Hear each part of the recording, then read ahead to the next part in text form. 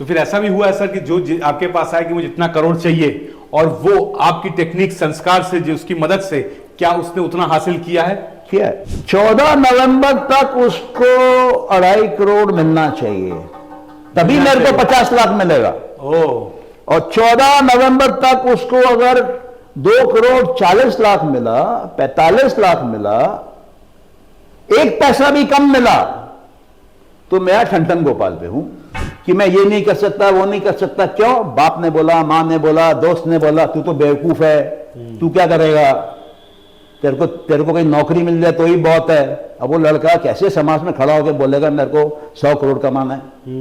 हिम्मत ही नहीं करता है। हम लोग दबा देते हैं बच्चों को, ये सही है, ये गलत है, ये ठीक है, ये करो, ये नहीं करो, ऐसा करो, वैसा करो, बांध देते हैं। पहला सवाल ये रहता है कि भैया तुम्हारे माइंड में क्या है, तुमको कितना रुपया कमाना है? बिल्कुल, तो बोलेगा मेरे को इतना रुपया कमाना है, ठीक। तो माइंड की बात टेबल पे आएगी।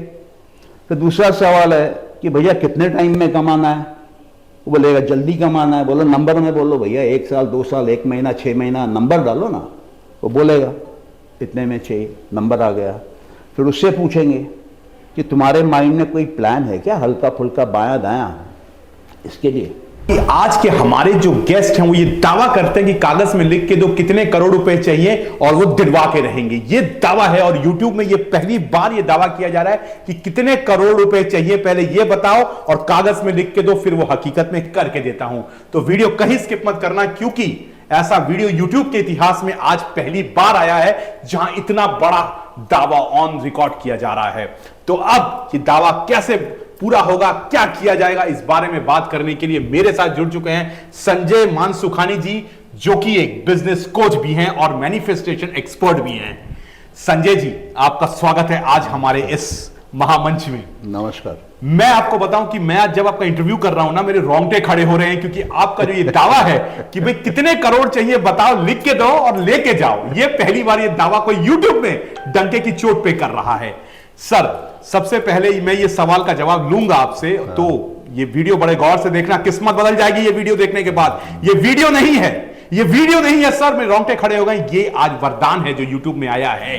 कितने करोड़ चाहिए ये बताओ, लिख के लेके जाओ। उससे पहले संजय जी के बारे पूछ तो लूं, जान तो लूं कि संजय जी एग्जैक्टली कैसे इस चीज को पूरा करते हैं। संजय जी, मैंने कहा आप एक बिजनेस कोच हैं और मैनिफेस्टेशन एक्सपर्ट हैं, तो एग्जैक्टली इसमें क्या होता है? बोलने को तो मैंने बोल दिया, लेकिन ये होता क्या है ये बताइए। मैं तो आपसे पहले कहूंगा कि जो आपके रोंगटे खड़े हैं उसको खड़े मत होने दीजिए, उसको बैठा दीजिए। बैठा दिए। हाँ, पहली बात। दूसरी बात, जब किसी को लक्ष्य मालूम होता है और उसका टाइमलाइन भी क्लियर होता है, मतलब मैं बात कर रहा हूँ नंबर्स में, तब उसके अंदर में एक प्लान भी होता है जो उसके संस्कारों में या तो जाग रहा होता है या तो सोया हुआ होता है, जिस कारण से उसको लक्ष्य कुछ कुछ दिखता है और समय भी कुछ कुछ दिखता है।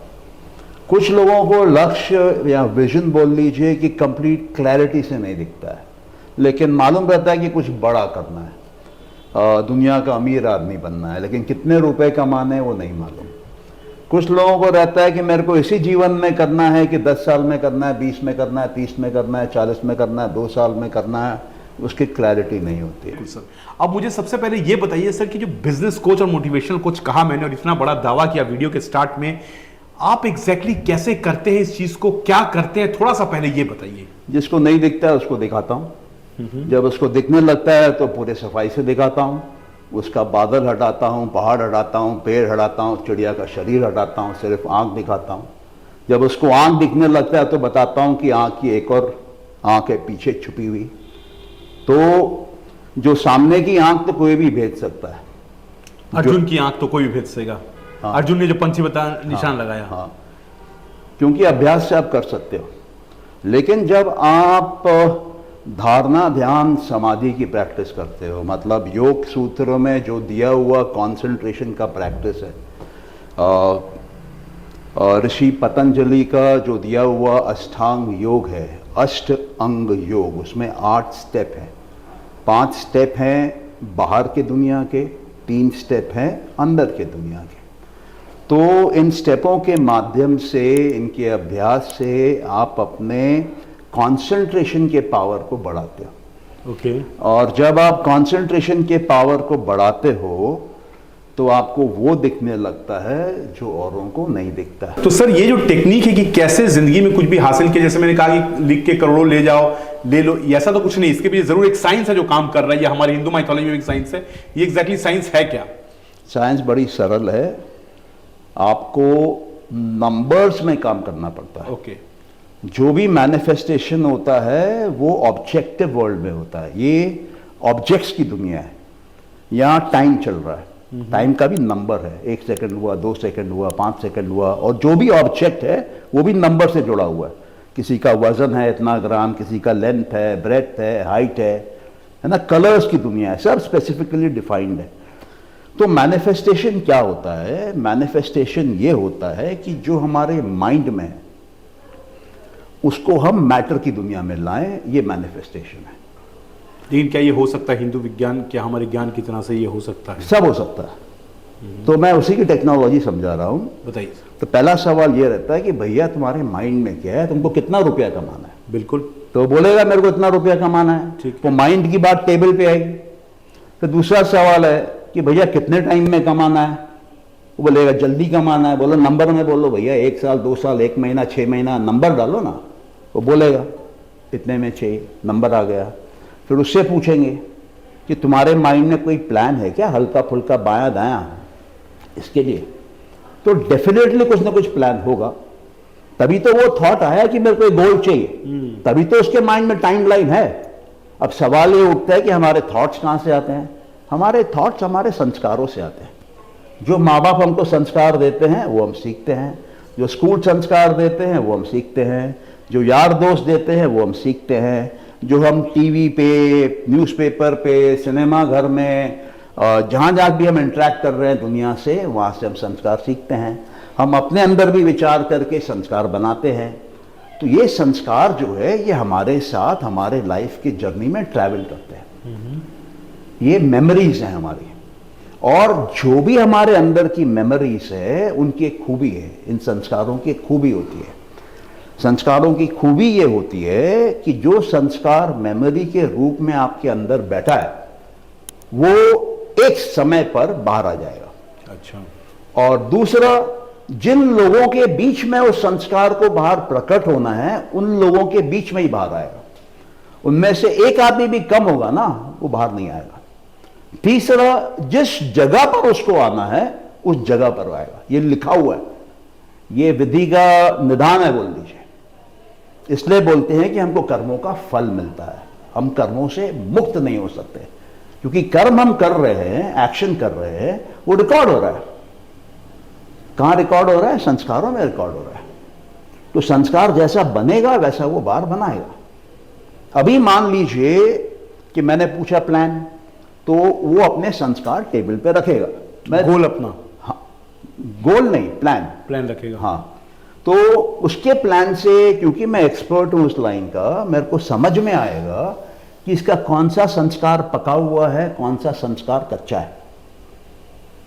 ठीक है, इसको अपनी गोल सेटिंग का प्लान क्या बनाना चाहिए? जो पका हुआ है पहले उस पर जाना चाहिए, जो कच्चा है उस पर नहीं जाना चाहिए। उसका टाइम अभी नहीं है, मैं उसको बताऊंगा उसका टाइम कब आने वाला है। और दूसरा, संस्कार 2 तरह के होते हैं। एक वो संस्कार होते हैं जो पॉजिटिव संस्कार होते हैं, वो एम्पावरमेंट देते हैं, आपको शक्ति प्रदान करते हैं, आपको आगे ले जाते हैं। और एक वो संस्कार होते हैं जो कि नेगेटिव होते हैं, जो आपकी शक्ति पी लेते हैं, छीन लेते हैं और आपको जीवन में पीछे लेके आते हैं। तो उसके शब्दों से मुझे समझ में आएगा कि ये जो संस्कार उसने टेबल पे सजाए हैं उसमें कौन सा नेगेटिव है, कौन सा पॉजिटिव है, कौन सा कितना पॉजिटिव है, कौन सा कितना नेगेटिव है। फिर मैं उसको रास्ता दिखाऊंगा कि वो नेगेटिव वाले को टेबल से कैसे हटाया जाए। अच्छा, तो नेगेटिव हट गया। अब जो पॉजिटिव वाला है उससे मैं उसको बताऊंगा कि कौन सा पका हुआ है, कौन सा कच्चा है।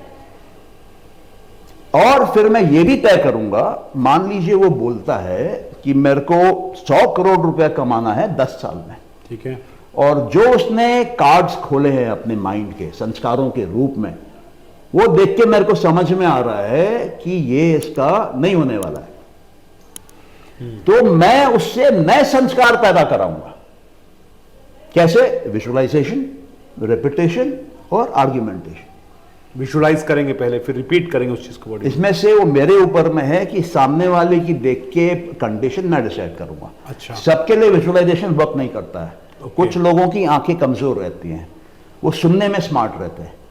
कुछ लोगों के आंखें स्मार्ट रहती हैं, एक कमरे में वॉक इन करेंगे ना, पूरा उनको पिक्चर आ जाएगा। ठीक है। लेकिन उसको 10 सेंटेंस बोल दो, उसको एक शब्द याद नहीं रहेगा। और कुछ लोग रहते हैं तर्क के स्पेशलिस्ट, कुछ भी बोलोगे तो उसके पास काउंटर तर्क है, वो सुनाएगा आपको। जैसे वकील है, काउंटर तर्क है उसके पास, उसका वो ब्लड में डेवलप हो गया है, हैबिट से आ गया, अभ्यास हो गई। तो ये देखना पड़ता है कि किसको किस कॉम्बिनेशन में लेना है। अभी आप बच्चों को देखेंगे ना, कुछ बच्चे होते हैं विजुअल, कुछ बच्चे होते हैं ऑरल, कान से सुनने वाले, और कुछ बच्चे होते हैं मूवमेंट ओरिएंटेड। कुछ ऐसा एक बच्चा होगा जो एक जगह बैठेगा ही नहीं, और एक ऐसा बच्चा होगा उसको अगर पिक्चर दिखाओगे तो उसको याद रहेगा। मान लो एप्पल का पिक्चर दिखाया है उसको फोटो याद रहेगी। और एक बच्चा ऐसे भी होगा जिसको एप्पल शब्द बोलोगे, उसको एप्पल का शब्द याद रहेगा, पिक्चर याद नहीं रहेगी। ठीक है? तो ये समझना पड़ता है कि सामने वाले ने जो कार्ड्स रखे हैं और जो मैं उसका माइंड रीडिंग कर रहा हूं, अपना असेसमेंट ले रहा हूं, उसका फेस रीडिंग कर रहा हूं, उसके शब्दों को पढ़ रहा हूं, उसके फीलिंग्स को, इमोशंस को, तो उसको फिर मैं एक कस्टमाइज सॉल्यूशन देता हूं। ओके। तो सर, ये जो आपकी जो टेक्निक है, क्या ये इतनी पावरफुल है, और क्या ऐसा कोई टेस्टिमोनियल है आपके पास में जहां आपने ये टेक्निक लगा के बंदे ने जितना कमाने का किया, एक डिसीजन लिया, उसको आपने पूरा इंप्लीमेंट कर दिया हो? ऐसा हुआ है आपके साथ में? मेरे साथ हुआ है, लेकिन मैं वो बोलना नहीं चाहता हूँ, उसका कारण बताता हूँ। ये सब सिद्धियाँ हैं, ये सब अभ्यास से आता है। मैं योग में पिछले 30 साल से हूँ। योग सूत्र मैं पढ़ाता हूँ। योग सूत्र आए हैं सांख्य दर्शन से, कपिल मुनि से, उसको भी मैं लोगों को पढ़ाता हूँ। रात का मैं सेशन करता हूँ मंडे टू फ्राइडे 10 बजे के बाद, जो मैं फ्री में कराता हूँ। ऑनलाइन में करते हैं? ऑनलाइन जूम पे करता हूँ। जूम पे करते हैं। हाँ, फ्री में करता हूँ, क्योंकि मुझे समझ में आता है कि ये इस देश की ऐसी विद्या है, ऐसी धरोहर है, ऐसी ट्रेजर है जो खो जाएगी, और खोई हुई है एक्चुअली। और मुझे ऐसा लगता है कि ये मेरी रिस्पॉन्सिबिलिटी आ गई है, ईश्वर की तरफ से बोलिए, मैं काली का भक्त हूँ, काली की तरफ से बोलिए, देवियों की तरफ से बोलिए, क्योंकि विद्या जो है, रुपया जो है, शक्ति जो है, ये देवियों की है, काली की, लक्ष्मी की, सरस्वती की। तो अगर ये विद्या के माध्यम से हम इस देश को जगाएं कि शक्ति पैदा करो अपने अंदर, विद्या हासिल करो, रुपया कमाओ, तो हमको किसी के पास जाने की जरूरत ही नहीं है। सर, आप बात करते हैं भारतीय पतंजलि योग की बात कर रहे हैं, लेकिन आज जो देखने वाले वो ये भी जानते हैं कि लॉ ऑफ अट्रैक्शन है। लोग कहीं सोचते हैं कि संजय जी क्या लॉ ऑफ अट्रैक्शन और मैनिफेस्टेशन में काम करते हैं? क्या वो जो काम कर रहे हैं और क्या भारतीय योग जो क्या एक है? लॉ ऑफ अट्रैक्शन 2 नंबर की बात है। अच्छा, ये वो एक मार्केटिंग का गिमिक है। वेस्ट को क्या है, ब्रांडिंग का बहुत शौक है, उनको मार्केटिंग का बहुत शौक है, उनके यहाँ सेल्स मार्केटिंग के बहुत स्टैंडर्ड तरीके हैं, उनके यहाँ यूनिवर्सिटियाँ इस पर डिग्रियाँ देती हैं, बैचलर्स, मास्टर्स, पीएचडी होती है। हमारे देश में कोई भी ग्रंथ तुमको नहीं मिलेगा जिसमें सेल्स, मार्केटिंग, ब्रांडिंग सिखाई गई है, जबकि हमारे देश की विद्या सबसे उच्चतम विद्या है। सही। हाँ, तो ये सिर्फ एक हाइप क्रिएटेड वर्ड है, क्योंकि लॉ शब्द लोगों को अच्छा लगता है, अट्रैक्शन लोगों को लगता है कि अपने आप आ जाएगा, मेरे को कुछ नहीं करना पड़ेगा, बिना अभ्यास के नहीं आएगा। आपको साइकिल भी चलाना है ना, तो बैठ जाइए साइकिल के सामने, लॉ ऑफ अट्रैक्शन करिए, 10 साल बैठे रहिए साइकिल के सामने, कुछ नहीं होगा। कि मैं साइकिल चला रहा हूं, देखते रहिए 24 घंटा, कुछ नहीं होगा। तो क्या लॉ ऑफ अट्रैक्शन? खाना रख लीजिए टेबल पे, बैठ जाइए सामने, 10 साल बैठे रहिए कि वो रसगुल्ला मेरे मुंह में गया, नहीं जाएगा। तो बेवकूफ बनाना है ना, कर्म तो करना पड़ेगा, कर्म करना पड़ेगा। और आपकी टेक्निक में क्या सर इतनी पावर है? मेरी टेक्निक नहीं है, जो योग की टेक्निक है। हाँ, ये इस देश की धरोहर है। ये एंशिएंट इसको दर्शन शास्त्र बोलते हैं। और मुझे लगता है कि YouTube में पहली बार इसकी चर्चा हो रही है, क्योंकि सब जो भी जितने भी वीडियोस आते हैं सब manifestation, law of attraction, visualisation, इस पे बात करते हैं कि जैसा सोचोगे वैसा पाओगे। तो सर ये जो बात है कि जैसा सोचोगे वैसा पाओगे, क्या ये सही लाइन है? ये भी ये आधा सच है। हाँ, क्योंकि जैसा सोचोगे वैसा पाओगे वो तब जब आपके अंदर कोई संस्कार ही नहीं हो। लेकिन आप पिछले जन्म में किसी का खून करके आए हो और इस जन्म में आप बोलो सपना देख रहे हो या विचार पैदा कर रहे हो कि मैं संत महात्मा हूं, इमीडिएटली नहीं होगा जब तक आप उसको न्यूट्रलाइज नहीं करोगे, जब तक वो आप उस पाप का भोगोगे नहीं। वो कर्म धोने पड़ेंगे ना। आप पुराने कर्म धोने की तो बात ही नहीं कर रहे हो।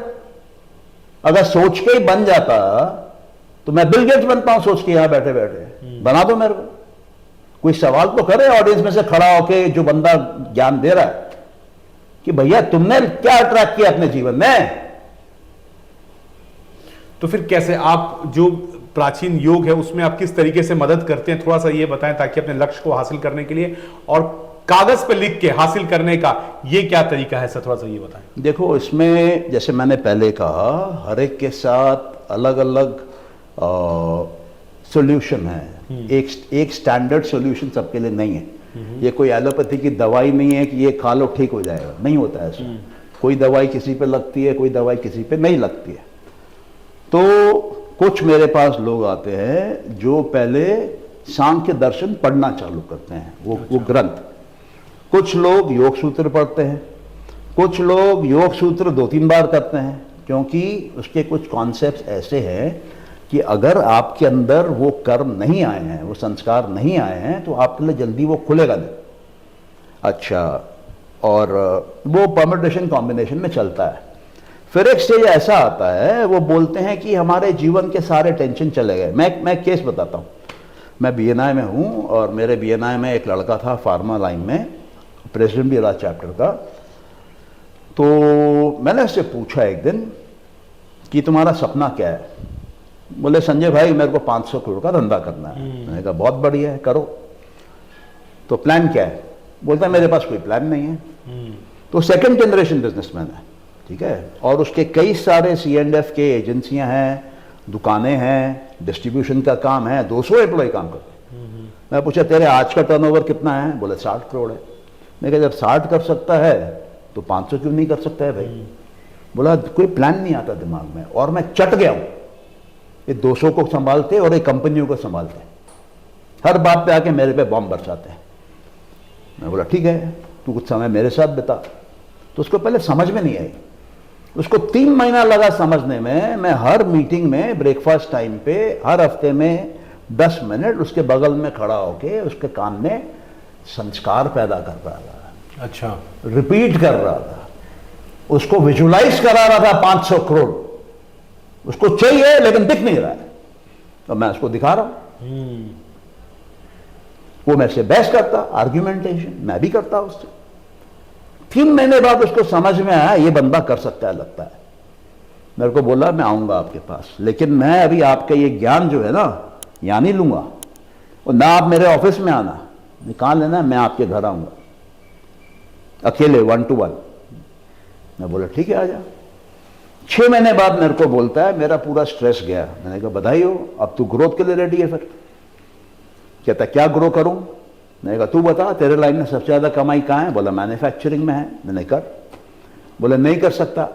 आदमी अपने अंदर मेंटल ब्लॉक्स बना लेता है, सही, संस्कार ब्लॉक के बना लेता है कि मैं ये नहीं कर सकता, वो नहीं कर सकता। क्यों? बाप ने बोला, माँ ने बोला, दोस्त ने बोला, तू तो बेवकूफ है, तू क्या करेगा, तेरे को कोई नौकरी मिल जाए तो ही बहुत है। अब वो लड़का कैसे समाज में खड़ा होकर बोलेगा मेरे को 100 करोड़ कमाना है?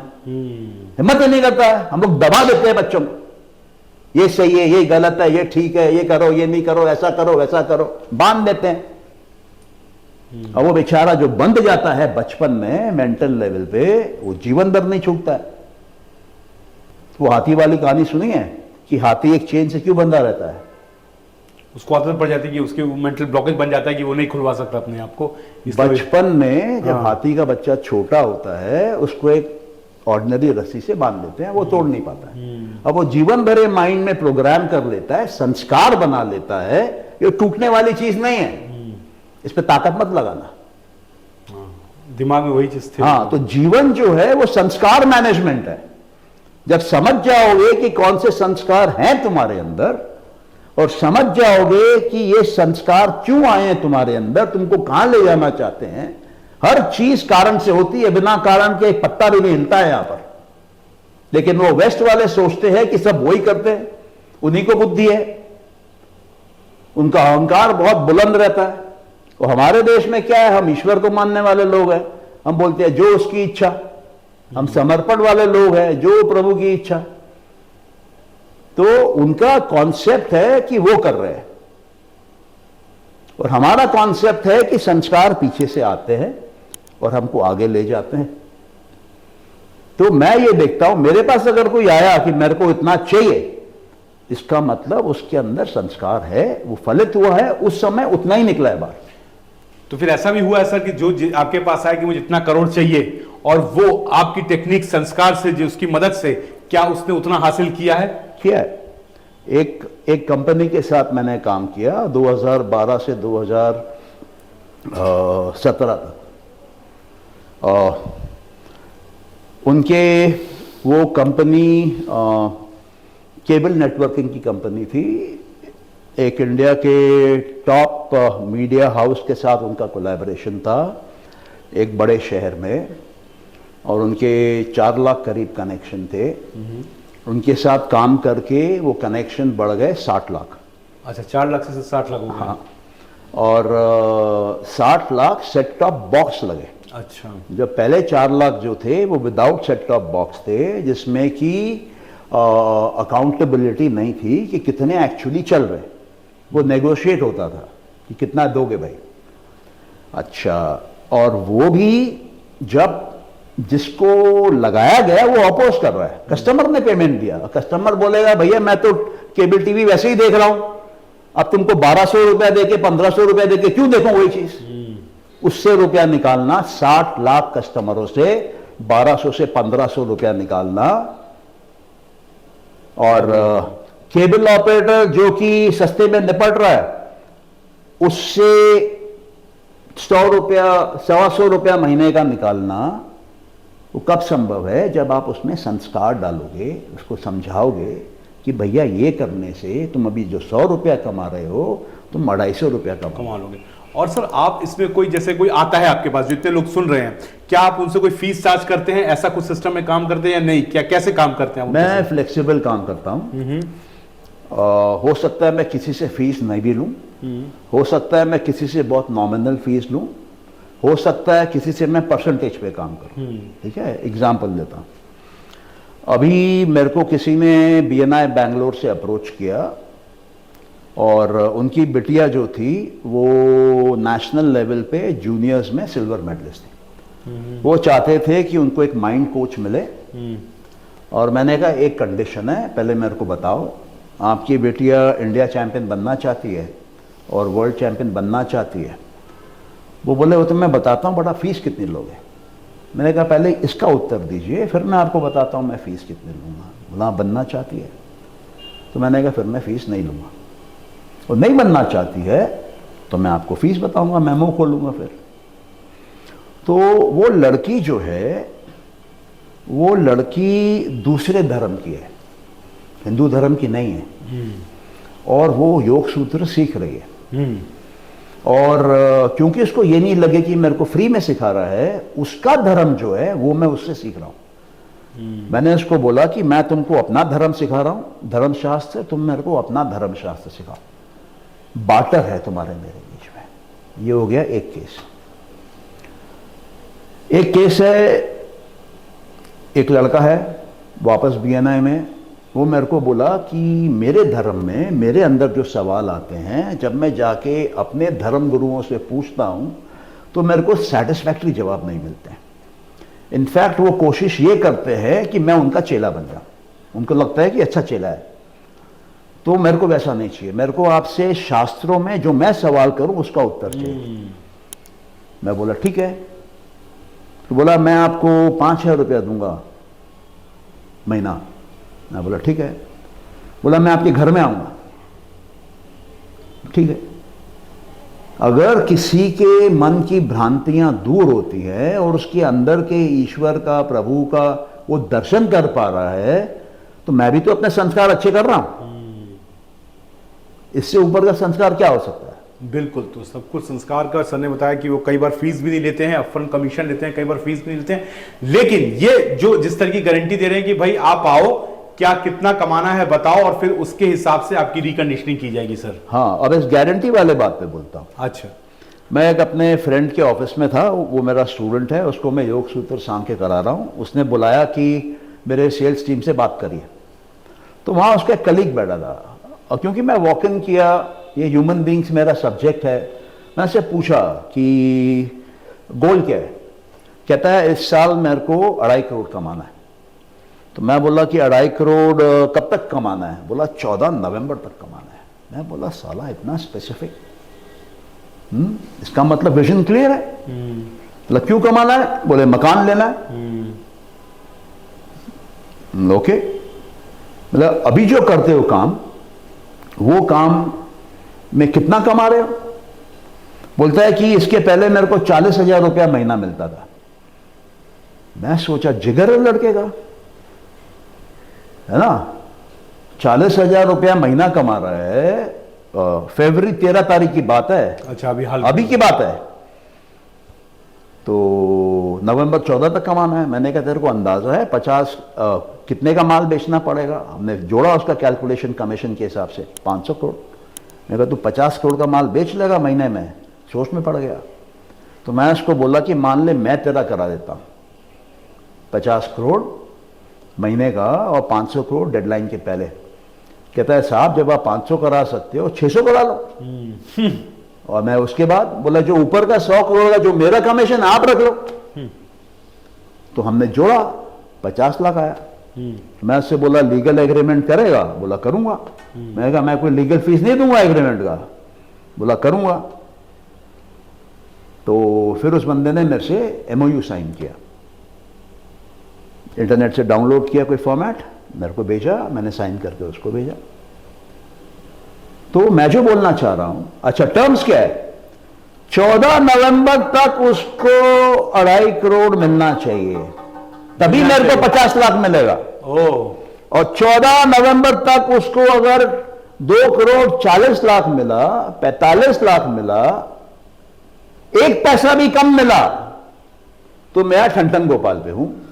तो सर ये तो मतलब ये है कि आपने इतना रिस्क खेला, यानी आपके तो कोई कॉन्फिडेंस है तभी आपने रिस्क खेला इतना। रिस्क देखो, जीवन में रिस्क आप पैदा करते हो, रिस्क माइंड से आता है। हाँ। दुनिया में रिस्क नहीं होता है। प्रॉब्लम सड़क पे नहीं घूमती है, प्रॉब्लम आपके खोपड़ी में घूमती है। इसीलिए मैंने वीडियो के स्टार्ट में कहा ना कि आप कहते लिख के दो कितना चाहिए, फिर देखते कैसे हासिल किया जाता है। गारंटी मतलब आप देखिए, आप 14 नवंबर तक का टाइम लाइन लिया है, यानी कोई तो बात है सर। अगर आपको लगता है कि हो जाएगा तभी आपने इतना बड़ा रिस्क लिया, वरना आप रिस्क लेते नहीं।